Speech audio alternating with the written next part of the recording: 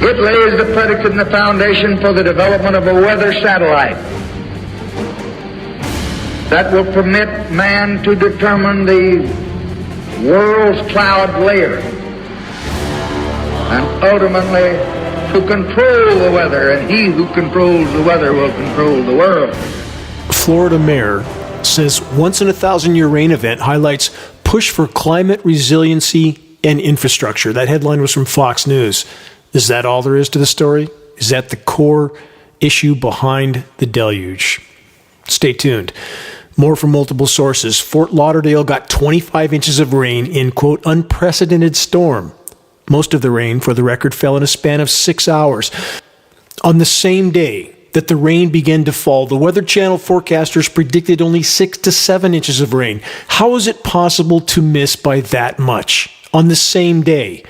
Because the weather script can and is being altered constantly. Flash floods, flash droughts, flash freezes. The climate engineers control the spigot and have for decades. That's not an opinion. It's a matter of historical record. Project Popeye in Vietnam over 50 years ago is but one example of this kind of weather warfare. How far has climate engineering technology advanced over so many years since that time? If you don't know what Project Popeye was, please take the time to investigate. The U.S. was so successful at controlling the flow of precipitation over Vietnam that by the 70s, the international community passed INMOD treaties, environmental modification treaties, to forbid weather modification in wartime, but not over their own populations. And not that anyone pays attention to those treaties anyway. They do what they want because they can, because no one is willing to stand up and tell the truth about what they're doing.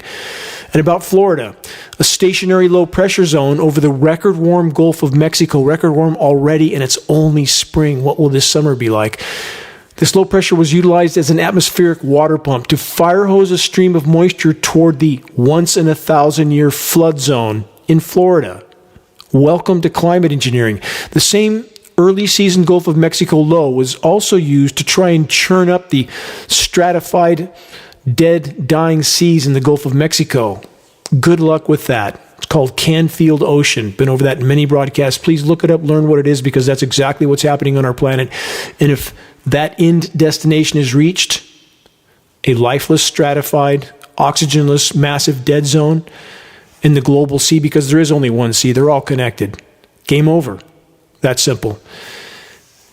Let's take a moment to hear what former U.S. President John F. Kennedy had to say about weather control over 60 years ago, followed by what former U.S. President Lyndon Johnson had to say about the same.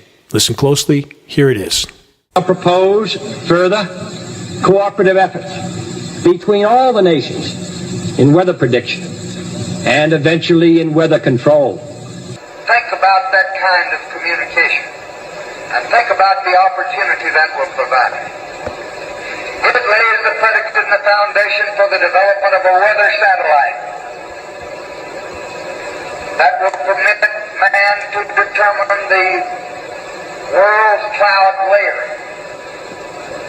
and ultimately to control the weather, and he who controls the weather will control the world. Yes, he who controls the weather controls the world, because he who controls the weather controls the flow of precipitation, thus controls the food supply, thus controls populations, thus control the world. Those who listen to this broadcast frequently, of course, know it is the beginning to every single weekly Global Alert News update. But we have many, many new listeners that have never heard those statements from U.S. presidents from so long ago, and thus it is only rational to conclude that these technologies have advanced unbelievably since that time, with no consideration as to the consequences to not just the planet's life support systems, but to contaminating the entire planet with the toxic elements that are used in these operations. And that's not to mention even the radio frequency microwave transmissions that are used to manipulate these particles in the atmosphere that are by themselves, the transmissions by themselves, doing unquantifiable damage to what's left of the planet's remaining life support systems. Moving on. Let's put more puzzle pieces together because they're all connected. That's what needs to be remembered always. From U.S. News and World Report, will the stock market crash in 2023? Question mark. And here's my question. Will civilization do the same in 2023? Biosphere collapse, which is unfolding and accelerating by the day, will force economic and societal implosion. There is no other potential possibility. They're inseparable. The Great Depression was a bump in the road compared to what's coming, and those that fear economic collapse are missing the point. What we collectively face is total collapse, societal and environmental. What's unfolding makes the Great Depression look like a bump in the road. What we now face is the end of the road, the end of what was. There is no more planet left to loot, plunder, pillage, and pollute, as there was during and after the Great Depression. And no, so-called green energy, as I've stated so many times on this broadcast, isn't going to save us. It's nothing more than a carbon fuel extender at best. Search and view the online documentary Planet of the Humans to learn what the green energy camps haven't told you. From Yale Climate Connections, this book review, The Great Displacement, that's the title of the book, and the Yale report says it's a must-read. The book argues that mass migration triggered by climate change will fundamentally rock U.S. society. They continue, massive worldwide societal upheaval is underway, the uprooting and displacement of huge numbers of people living in places growing increasingly risky to live in because of climate change. Again, no mention or acknowledgement in any way, shape, or form of climate intervention operations that are and have been used as a weather weapon on populations all over the world without their understanding that they're even under assault. And that is why this weapon is so prized by those in power. They can wreak havoc on populations and other countries without those populations ever even knowing they're under assault. And now our own country certainly in the same category. And for those that think still incredibly naively that those in power, those who print the money, those who control militaries, thus they control and own countries, that those individuals actually care about their futures and their posterity, time to wake up. How utterly false can that notion be at this point?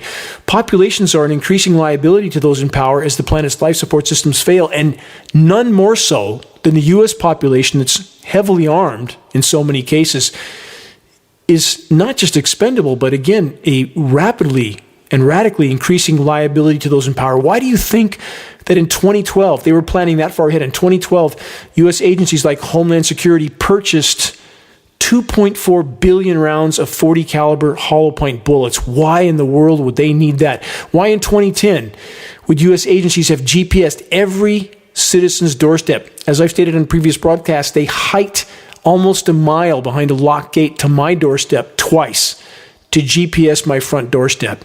And the Census Bureau would not give me any answer to my question as to why did they do that. No answer. Connect the dots. Again, the reality we face is far worse than anything we're being told, than anything this Yale report states about mass migration. We face planetary omnicide in the near term on the current course. Moving on, there's this. A New York Times article states, contrarily, that scientists say warming will largely halt once humans stop adding heat-trapping gases to the atmosphere. This is parallel to saying, even if you've crashed through the guardrail and are flying through the air to the bottom of the canyon, if you just put on your brakes, you'll come to a safe stop. If you think that's true, you need to rethink your reality. This headline from the New York Times is absurdly false. The momentum of warming and feedback loops, failing life support systems, and biosphere collapse can't just be turned off. Much more on this coming up. Stay tuned. And try not to breathe. Our atmosphere is saturated with toxic, heat-trapping particles, fallout from climate engineering operations. That's not speculation. It's lab test proven fact. Next, from the LakeCountyRecordB.com. No one expected 31 atmospheric river storms to hit California. The mystery remains why? ? That's the headline. From that report, scientists have not been able to pinpoint what exactly caused the relentless wet weather. The answer really is that we don't know yet. That's a quote from UCLA climate scientist Daniel Swain. Just another example of total cluelessness from the so-called climate science community that's paid not to know. It's all a mystery, they say. And don't look up. lest you connect the puzzle pieces and decipher the core part of the mystery. The climate intervention operations, again, are controlling the spigot. And the script was changed this year. A continued deepening of the once in 1,200 year drought in California was scheduled. And I would point out that it's possible that because of the efforts of so many courageous individuals in the field, all of us working together to bring this issue to light, that possibly some behind the curtain that we're not aware of what their colleagues are doing to the climate and the atmosphere are now starting to push back. And perhaps that's why the script was changed in California. Not that this toxic precipitation is going to change anything. It's not. It simply pacifies the population so they go back about their business and pretend that the catastrophic drought in California that's sometimes broken up by toxic rainfalls is somehow all better now, which couldn't be further from the truth. But if we can push this issue to the full light of day, if we can fully expose the climate engineering assault, we will cause a shockwave around the world that will alter the paradigm. I'm not saying that our reality will go back to normal. That's done. It's over. It's not coming back. But if we can cause that shockwave, and populations know what their governments have done to them without their knowledge or their consent, will that be the moment when populations take to the streets with their proverbial pitchforks and torches and look for everyone that was involved, not just with the programs, but with the cover-up of the same? To hold them legally and morally accountable, we need to reach that point. Next, AccuWeather's 2023 U.S. wildfire forecast. One atmospheric river after another bombarded the West Coast this winter. AccuWeather warns that it will not prevent fires from starting. Now, for the record, take that last statement as a warning from the AccuWeather climate engineering cover-up actors. They continue, lightning from the North American monsoon can be a natural ignition source for fires. They continue with this, while winds such as the Santa Ana winds, which were absent for most of 2022, can fan the flames of ongoing blazes and cause them to evolve rapidly into massive wildfires. Lastly, this excerpt from the same report, significant fires could break out as early as June. Question, can the climate engineers manipulate atmospheric pressure zones that, in turn, can and do manipulate surface winds? Short answer, yes. Ionosphere heaters are core to that equation. If you don't know what they are, please look them up. HARP is one example, HARP in Alaska. And about lightning, when you saturate the atmosphere with electrically conductive particles that interact, creating even more static electricity, lightning must increase. And these particles are also desiccants, drying up atmospheric moisture, so we have much more dry lightning in so many cases. Search the wildfires section, the engineering wildfire section on the homepage of geoengineeringwatch.org. Learn much more of what most would rather not know. And about the smoke from the past and coming forest incinerations, saturating the atmosphere with millions of tons of wildfire smoke particulates serves the geoengineering solar radiation management agenda. To learn again, but few want to know, search Wildfires Serve Geoengineering Agenda, one of our most important reports at geoengineeringwatch.org. And about all those atmospheric particles, which include a probable annual dispersion of 40 to 60 million tons of toxic climate engineering elements, including aluminum as a primary element. And that statistic was extrapolated from hundreds of rain tests over a specific U.S. state, which we have yet to disclose because of the institution we're working with there, and then quantifying that over the global surface area and coming up with that figure of what is likely an annual global dispersion, 40 to 60 million tons. Think about that. It's not just condensation spewing out and spreading out from jets that we see in our skies.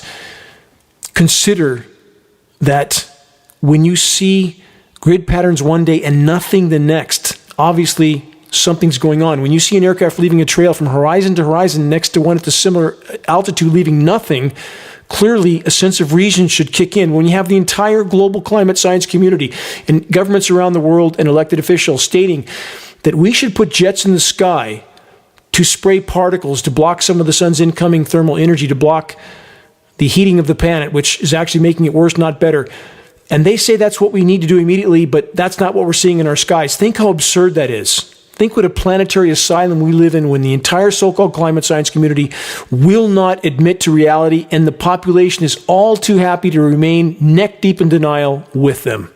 But thankfully, finally, this equation is starting to change. There is a massive undercurrent of awakening beginning to grow, and not a moment too soon, because we are breathing what they are spraying every breath we take. With that in mind, from grist.org, this new study: even a small increase in air pollution raises risk for dementia. No surprise, we're all becoming less cognitively functional. Again, not opinion.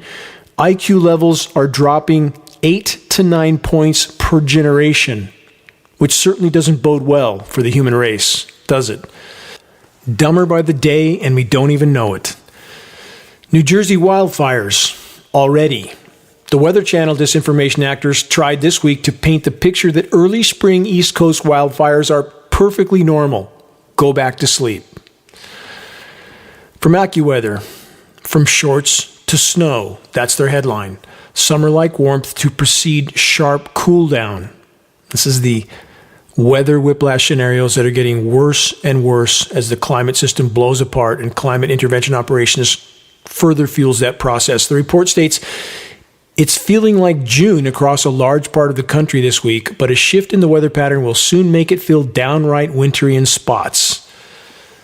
In many locations, the extreme weather whiplash will go from 30 degrees above normal to 30 degrees below normal in just over a day.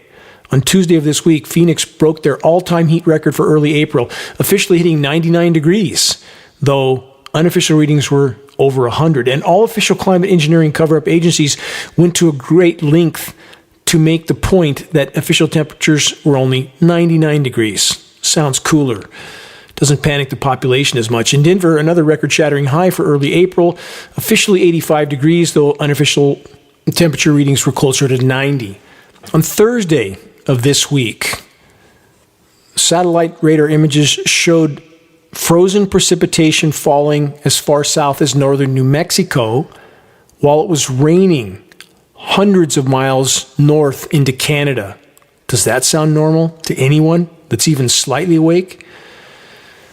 Why do they do this? To mask the severity of planetary meltdown from the populations, to confuse and divide them, and thus keep business as usual until the last possible moment. So with that in mind, next headline from weather.com: how snow can refrigerate the earth. From that report, a stark contrast in temperatures in the northern tier Tuesday shows just how much temperatures can be affected by snow on the ground. When you pile an ice chest full of ice, the air inside that stays cool. Once that ice is gone, heat up is very, very rapid. And that's where we're headed. The weather makers have managed to cover vast regions with chemically nucleated frozen material this year. But how much longer can they continue to do that? How much more can the planet take? Because this toxic moisture is only killing what's left of the web of life, of forests, aquatic life, insect life, all of it, including us. And what happens when you create a massive surface cool down with the moisture being fire hosed in from the west, and you collide that with warm moisture and warm air being pushed up from the record warm Gulf of Mexico? You get a destabilized atmosphere. With that in mind, from Wired.com, America's tornadoes are evolving fast. That's the headline from this week. From that report, scientists are hesitant to blame climate change, but varying weather conditions are causing new and troubling tornado patterns. They then state this: we are still very unsure of what the future holds. We really can't pinpoint what we expect to see in terms of when and where tornadoes are going to occur. We're in an experiment, the report says. That's from Walker Ashley, a professor of meteorology at Northern Illinois University, who wrote a recent paper on changing tornado patterns. He then said, when we look at the fundamental ingredients that go into creating the severe storm, we're having changes. It's a question of how much and to what scale? Question mark. Yes, that's another example of we just don't know what's going on with the atmosphere. From so-called climate scientists, that have yet to summon the courage to admit to the climate engineering onslaught. And if they're worried about their paychecks and pensions, how much longer will that matter on a dead planet? How do these people look themselves in the mirror? I question that. When I know at some level they know they're lying, and yet they continue to do so. How do they face their children? How do they face their own image again in the mirror? Next, from the UK Guardian, climate models warn of possible super El Nino before the end of the year. The report states climate researchers say the magnitude of the predicted weather event is uncertain. Again, they just don't know. But if an extreme El Nino occurs, we'll need to buckle up. They say climate models around the globe continue to warn of potential El Nino developing later this year, a pattern of ocean warming in the Pacific that can increase the risk of catastrophic weather events around the globe. Yes, blame it on nature. Always blame it on nature. Can the climate engineers manipulate the La Nina, El Nino patterns? Short answer, yes. Because they can manipulate atmospheric pressure zones, that manipulates atmospheric wind patterns, that can in turn manipulate global currents and where surface waters warm and where they don't. Yes, they can and have been manipulating this to further bottle the heat up in the oceans as long as they can. The oceans have absorbed 90% of the heat that the human race has produced, but that won't continue. The oceans have had enough. They can't take any more. That heat is going to go into the atmosphere now, and the oceans are melting the ice caps from below, atmosphere from above. We are in a runaway event right now. And for those that think I'm endorsing the narrative of the so-called environmental organizations and communities, that couldn't be further from the truth. I have nothing but disdain for these groups that are so hypocritical that is really hard to comprehend how they consider themselves to be true environmentalists when they will not acknowledge the single most destructive human activity of all, no matter how shockingly obvious this activity is in the skies above. On that note, new from Climate Action Australia. As the planet warms, risks of geoengineering the climate mount. Let's pretend it's not happening. The report states, as the impacts of warming become more extreme, countries are more likely to turn to riskier measures to combat them, including geoengineering. The report then states, the danger with these approaches is that deep uncertainty exists about their impacts. They could drive severe consequences that, like global warming itself, don't respect borders. That's a given. Obviously, you can't just geoengineer over your own country. It wouldn't take a degree in meteorology to figure that one out, would it? They then state dimming sunlight with sulfate aerosols could diminish crop productivity. Could, may, might. No, will and has. While altering precipitation patterns, a group of concerned scientists and governance experts published an open letter calling for a total ban on geoengineering on the grounds that its impacts can never be fully understood or equitably governed in the international system. They then say there should be no doubt that geoengineering is an absolute last resort that we should fear. Too late. Damage done, not just to the planet and the web of life, but also to human health. Again, we are all breathing what they are spraying. Next, from the GulfTime.com, space-based NASA instrument launched to track pollution over North America. Question, pollution or climate engineering aerosol atmospheric saturation? You decide. From numerous sources, the deadliest volcano in the Western Hemisphere might be waking up, with the climate engineers with ionosphere heaters that can be signals that can be bounced off the atmosphere, now reflective with climate engineering elements, and back down into Earth strata, causing vibrations and reverberations that can trigger seismic activity. Could that be used to stimulate an eruption? Available data says yes. Last week, the volcano registered an unprecedented average of 6,000 earthquakes per day, which attributes to the movement of magma moving through the main fault system. And any and all volcanic eruptions add even more atmospheric particulate loading. But climate engineering elements are by far the worst. Aluminum being a primary example. And for those that say aluminum is a common element in the Earth strata, which is true, so therefore we should expect it in this form in precipitation and floating around in the air column, which is patently false. This is free-form aluminum, which does not exist in nature. It must be mined and refined and dispersed to be in free form, and that's what's showing up in lab tests. Free form aluminum, not nature. take a moment to remember that headline I already covered in this broadcast, that even low levels of atmospheric pollution, especially if it's the most dangerous elements, can cause dementia and a host of other degenerative neurological diseases. Moving on from USA Today. Study warns critical ocean current is nearing collapse. That would be a global disaster. That's the headline. Ongoing story here, getting worse by the day. Report states due to global warming, a deep ocean current around Antarctica that has been relatively stable for thousands of years could head for, quote, collapse over the next few decades. Let's stop there for a moment. When climate engineers can cover the entire horizon with their particulates, that by itself radically affects convection, which affects surface wind flow, which affects ocean currents. Add to that what I've already covered, the effect ionosphere heaters have on the atmosphere, creating various pressure zones, which affect upper level wind currents, which also in turn affect ocean currents. So here's the bottom line. Nothing that's happening on our planet at this point regarding the Earth changes can be separated from the global climate intervention operations. This report from USA Today continues with this. Such a sudden shift could affect the planet's climate and marine ecosystems for centuries to come. Again, the climate science community has been completely neutered. They won't tell the truth about anything. There's no if. This is like saying if you, again, jump off a 100-story building, you might get hurt as you splatter on the sidewalk.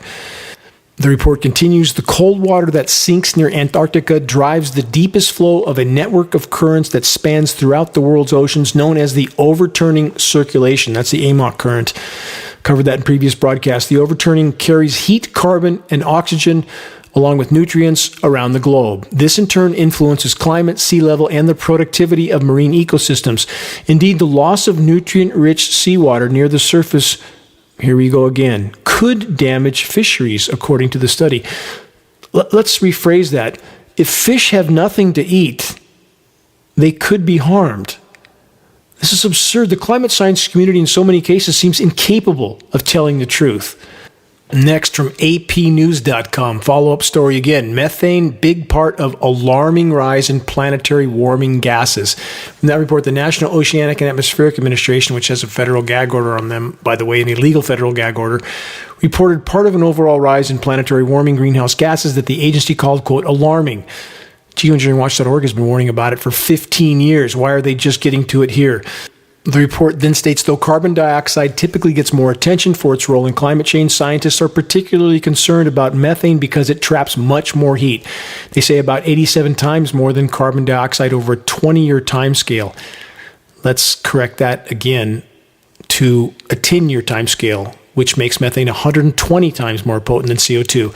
Methane, a gas emitted from sources including landfills, oil and natural gas systems, and livestock, has increased particularly quickly since 2020. Scientists say it shows no sign of slowing despite urgent calls from scientists and policymakers who say time is running out to meet warming limits in the Paris Agreement, which is completely and utterly a mass distraction, and avoid the most destructive impacts of climate change too late, already past the guardrail. And as far as the sources of methane they cite here, they completely omit by far the largest source of atmospheric methane at this point, a source which has the potential to turn this planet into Venus, and that is thawing and releasing methane hydrate and clathrate deposits. More on that later in this broadcast, but bottom line, this is what's been happening in the Bermuda Triangle for decades.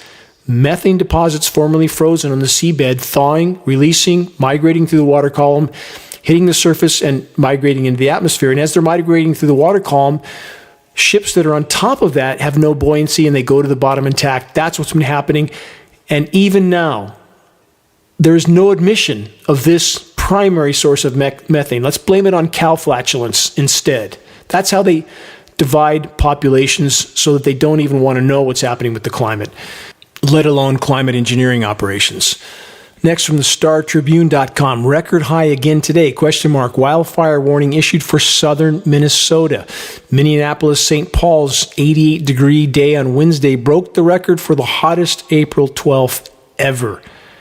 And let's consider that some of these regions with wildfire warnings had record snow previously. If people can't see something is radically wrong, that the climate system is blowing apart, and geoengineering, climate engineering, is further fueling that process, they're completely asleep at the wheel. And unfortunately, that describes far too large a percentage of modern so-called society.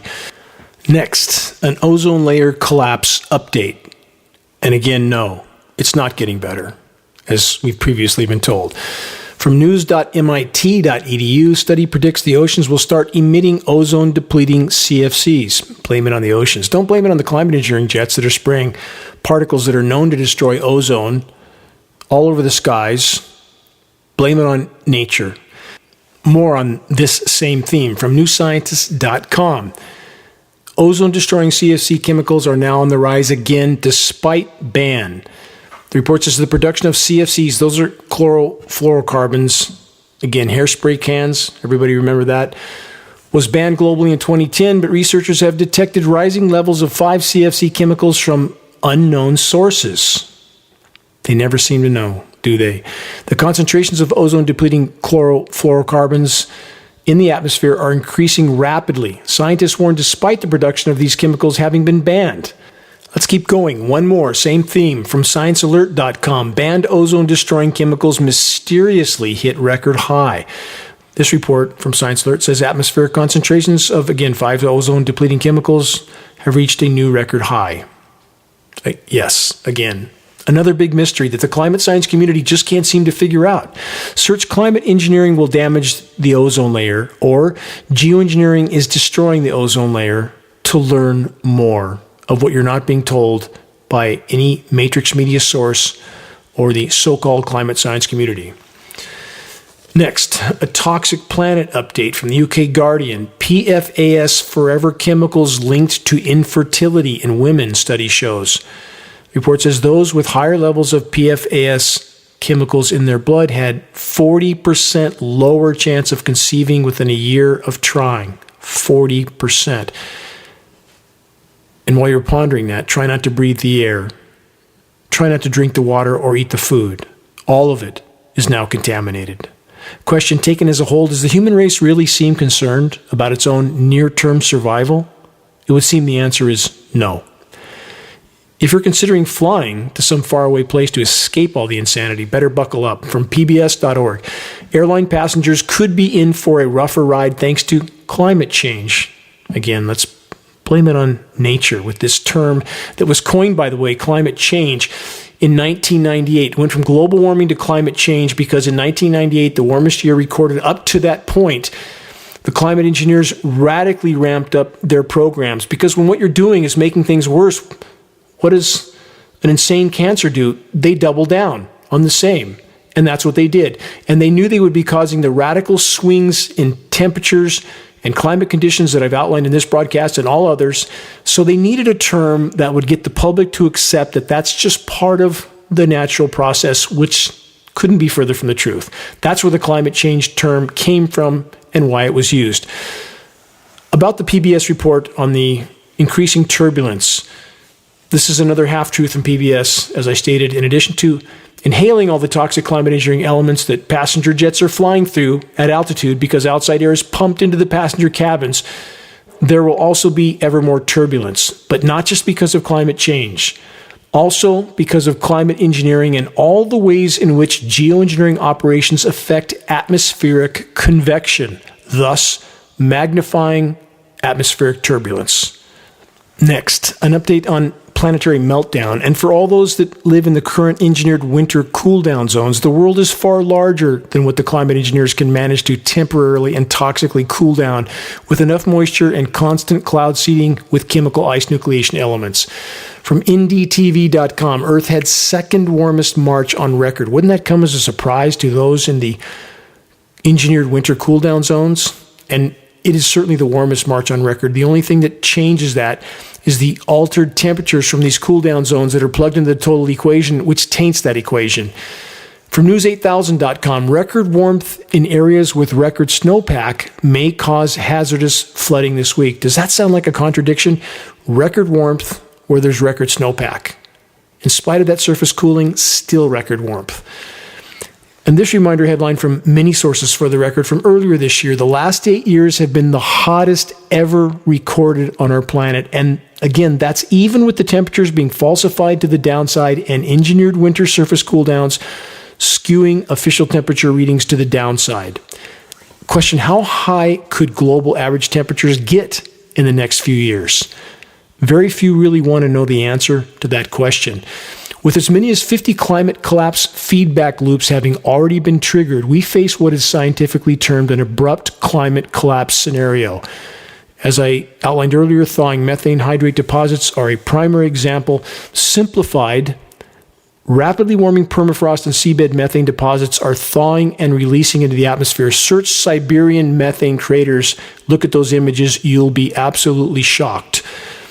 As I mentioned earlier, over a 10-year time horizon, methane is 120 times more effective at trapping heat in Earth's atmosphere as compared to CO2. The methane gas is spreading throughout the atmosphere and around the globe, creating yet more heating, which in turn thaws even more methane, and the cycle continues. It feeds itself and accelerates. And again, this is just but one of as many as 50 such feedback loops, and we also must remember and consider the solar radiation management climate engineering operations that spray toxic particles into our atmosphere to block some of the daytime surface heating at the cost of destroying the ozone layer, disrupting the hydrological cycle, and contaminating the entire planet. But those particles also trap heat at night, again, further exacerbating the overall meltdown of the planet. So to state this another way, one domino falls, knocking down a far bigger domino, which in turn knocks down an even more massive block, and so on. The runaway event isn't coming, it's here. The climate engineers, in the attempt to hide the problem from the public for as long as possible and to use weather as a weapon for the last 75 plus years, have further fueled the overall unfolding planetary meltdown. Short-term, highly toxic engineered cooldowns at the cost of further damaging the planet's remaining life support systems and thus further fueling the overall warming. On that note, Geoengineeringwatch.org still commonly receives comments from individuals claiming that I have concluded all of our climate problems are due to climate engineering. So for the record, I'm stating this as clearly as I can. Never, not once, have I ever made such a patently false claim. So again, for the record, the following is the only data-based conclusion that I or Geoengineeringwatch.org has ever stated. Any and every form of human activity that affects the planet's energy balance is a part of the problem. This includes countless forms of human damage to the planet, like cutting down the forests, poisoning the oceans, paving the planet, and burning 100 million barrels of carbon fuel every single day. All of this is a recipe for near-term planetary omnicide, and on top of it all, again, there's the global climate intervention operations, aka weather warfare, which should be considered the epitome of human hubris, a certain death sentence if allowed to continue. In summary, the ongoing and accelerating damage to the planet and the resulting Earth changes as a consequence of that damage are connected to all forms of human activity that harm the biosphere. It's not a this or that equation. It's a this and that scenario. All this being said, our top priority should be, must be, to expose and halt the intentional disruption of the planet's remaining life support systems from climate engineering weather warfare operations. Moving on, from France24.com, sun and wind power make record 12% of world electricity. So does that mean that 12% of the energy production for the human race is now, quote, renewable? No, it doesn't mean that, because so-called renewable energy isn't. Yes, as stated earlier, alternative energy forms are better than straight-up burning of carbon fuel, but so-called renewable energy production is in so many ways extremely damaging to what's yet left of the planet's ecosystems and environments. There's no silver bullet solution to the very dark corner that the human race has painted itself into, but there is a way forward, and it starts with fully facing the unspun truth, because anything less is something other than the truth.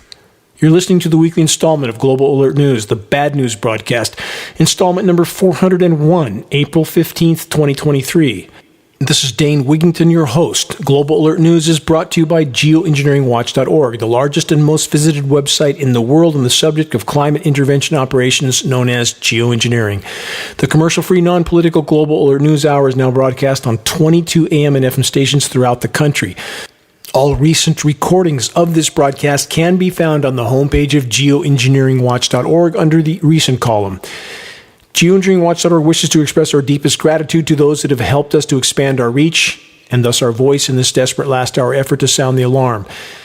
If you're on our email list, please put us on your email contact book so that our mailouts don't go to the spam files. Please help us to share the groundbreaking documentary, The Dimming, which fully exposes the climate engineering atrocities.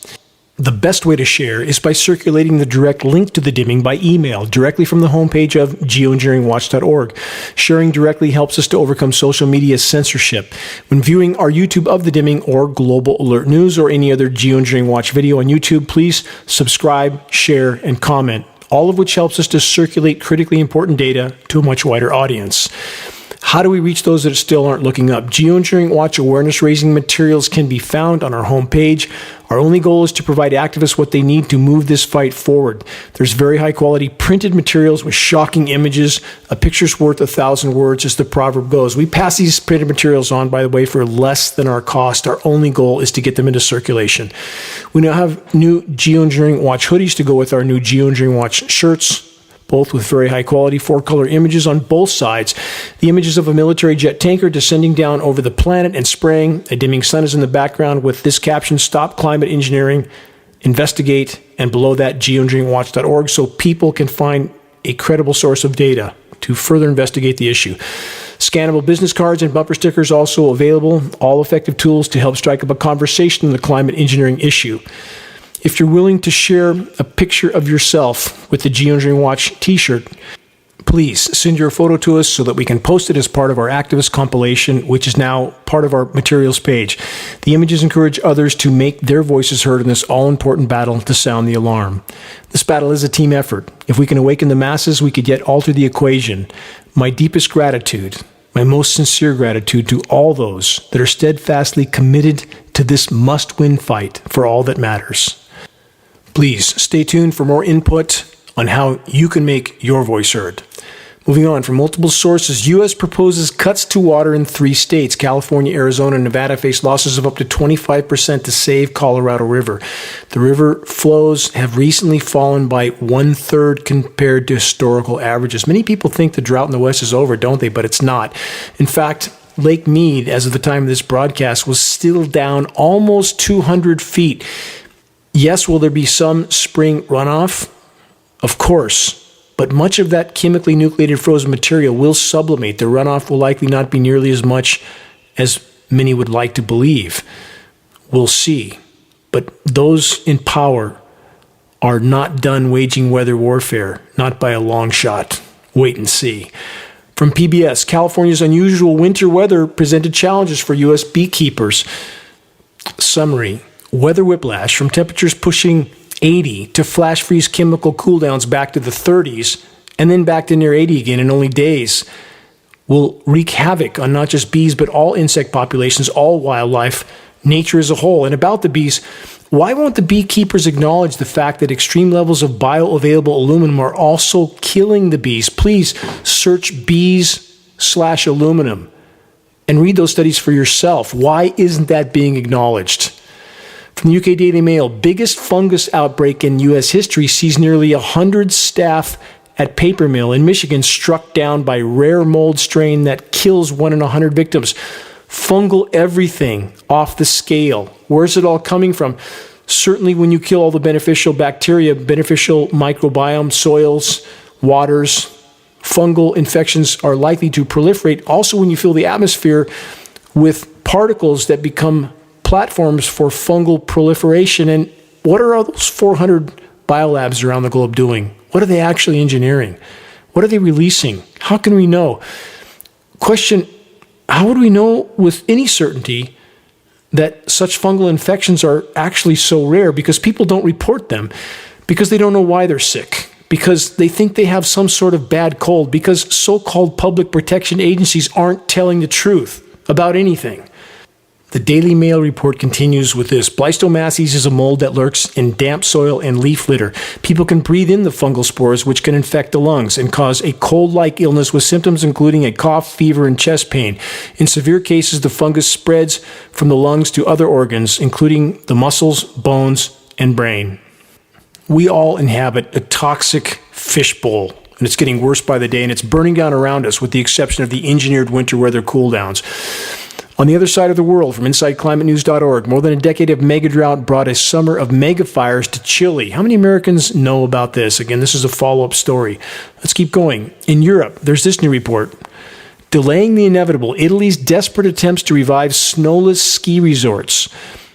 Here's a thought. If Italy had a massive military like the U.S., they could get their ski resorts back up and running with constant chemical ice nucleation, cloud seeding operations, just as was done in the U.S. in recent months, but don't eat the snow. From the SaudiGazette.com, those with oil can afford those cool downs. Heavy rain, sandstorm, and snowfall to hit most Saudi regions until the end of Ramadan. Yes, more headlines that the climate engineers and the controllers relish. Snow in Saudi Arabia in spring. Search the engineering winter section on the homepage of geoengineeringwatch.org and you will be shocked at the images and shocked at the data.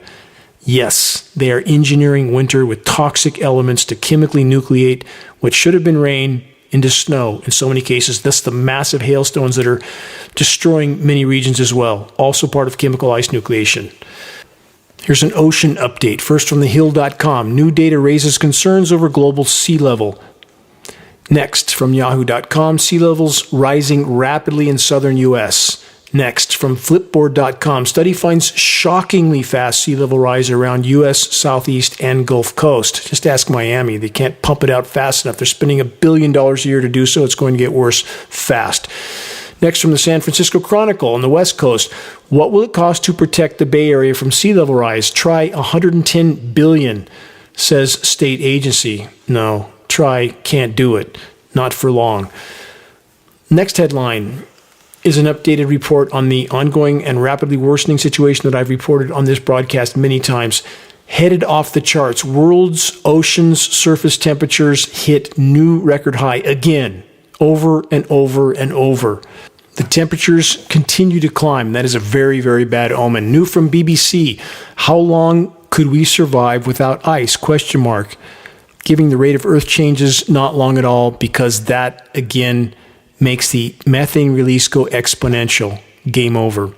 And climate engineering, in the attempt to mask what's unfolding, is only further fueling that process, further hurling us toward near-term planetary omnicide. But what about this recent headline from AlaskaNews.com? Coldest stretch of air in nearly 40 years for Easter. This is in Alaska. Highs will struggle to break out of the 20s. It's possible we could see our snow depth climb back above 30 inches in some locations.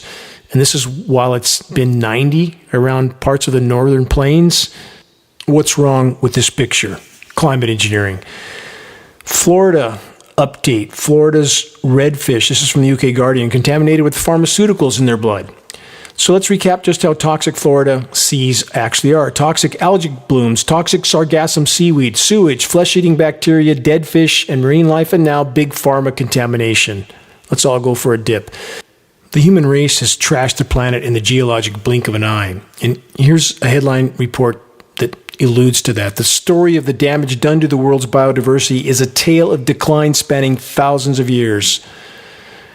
When humans started spreading across the globe, they discovered a world full of huge, mythical-sounding mammals called megafauna.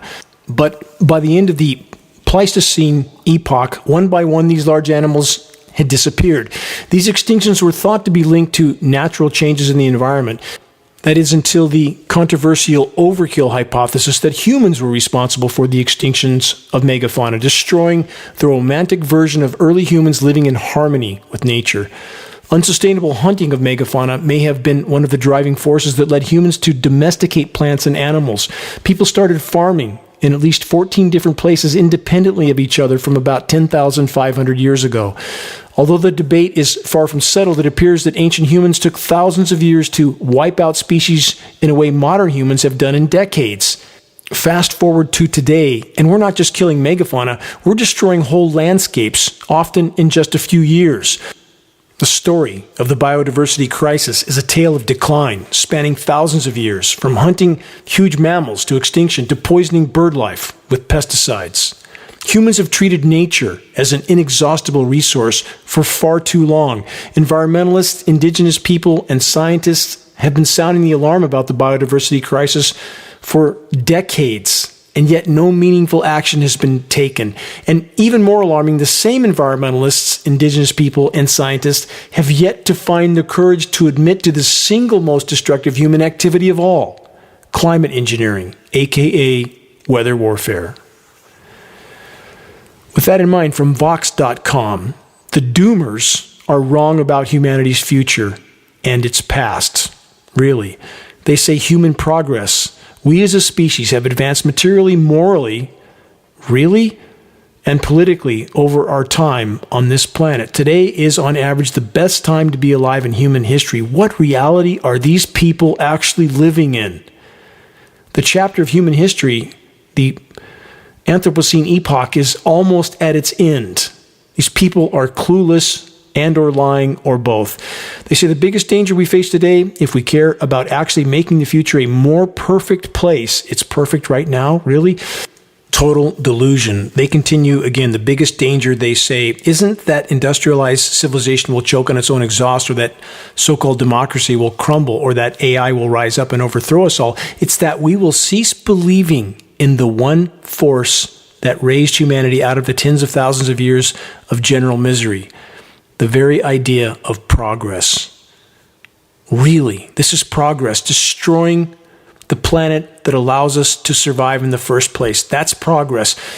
What a massive piece of population pacifying propaganda filled with facts and figures that mean exactly nothing against the backdrop of total biosphere implosion that paradoxically has been caused by the very, quote, progress that this Pollyanna disinformation piece is pushing from Vox.com.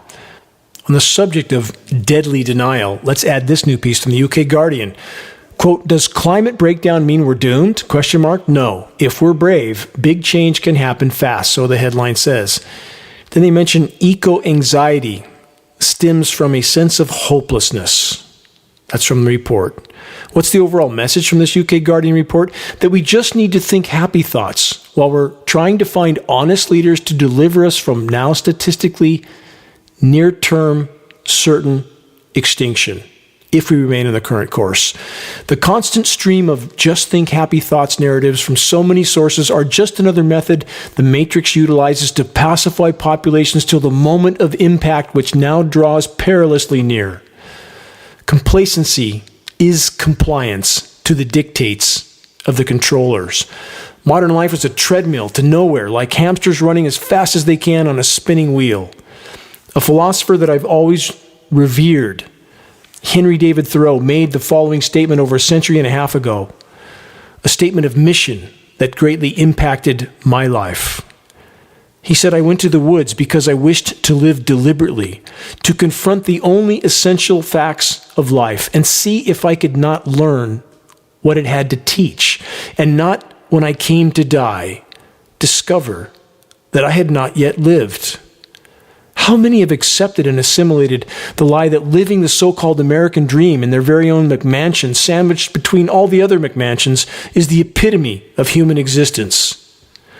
Thoreau also said this, what's the use of a house if you haven't got a tolerable planet to put it on? The reality that we've all collectively known will soon be no more. That's a given at this point. The question that remains to be answered is this: will enough be willing to summon the courage to fully face the wider horizon, to do everything in their power to make a difference at this late hour? And if each of us, all of us who are awake and aware, take such a stand, we may yet make such a difference.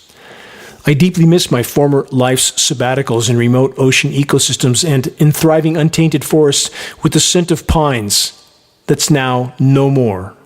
But given all that's unfolding, how could I face myself in the mirror if I didn't wholly dedicate my remaining life to the fight to preserve all that I was allowed to witness in solitude? It is said, to he who has been given much, much will be asked. We must never make the mistake of underestimating the difference we can make or the distance we can travel if we simply summon the courage to begin marching in the right direction with unyielding resolve. If, by our collective efforts, we can fully expose the climate engineering insanity, we have a chance of stopping it from the inside out. If we can do that and allow the planet's life support system to respond on their own to the damage already done, we could at least buy time. And that's worth fighting for. Check the activist suggestions link on the homepage of geoengineeringwatch.org for specific details on how you can help to move this fight forward. It's absolutely imperative that we make every single day count in this all-important battle. Time is not on our side. Please make your voice heard while it can still make a difference. Until next week, this is Dane Wigington with geoengineeringwatch.org.